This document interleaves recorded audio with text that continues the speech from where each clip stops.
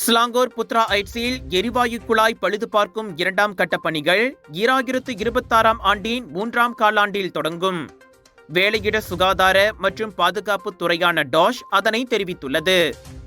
இந்த கட்டத்தில் கூடுதல் பாதுகாப்பு மற்றும் நீடித்து விளங்கவல்ல கான்கிரீட் அடுக்குகளுக்குள் சுமார் 200 மீட்டர் நீளமுள்ள 3 புதிய குழாய்கள் நிறுவப்படும். இந்த கட்டடத்திற்கான பொறியியல் வடிவமைப்பு இறுதி செய்யப்பட்டு வருவதாக டாஷின் தலைமை இயக்குனர் அலுவலகம் இன்று வெளியிட்ட அறிக்கையில் கூறியது. முதல் கட்டத்தில் சேதமடைந்த பகுதியை உறுதியாக தாங்கி நிற்க சிறப்பு பாலம் போன்ற அமைப்புடன் 210 மீட்டர் அளவிலான தற்காலிக குழாய் அமைக்கப்பட்டது.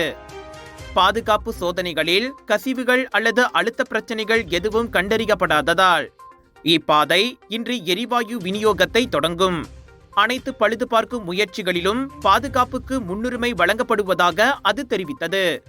கூடுதல் பாதுகாப்பு நடவடிக்கையாக அவசர நிலை ஏற்பட்டால் விரைவான பணி நிறுத்தங்களை அனுமதிக்க குழாயின் தனிமைப்படுத்தும் வால்வ் அமைப்பின் நிகழ்நேர கண்காணிப்புக்கான அணுகலை வழங்க பெட்ரோனாஸ் நிறுவனத்துக்கு அறிவுறுத்தப்பட்டுள்ளது.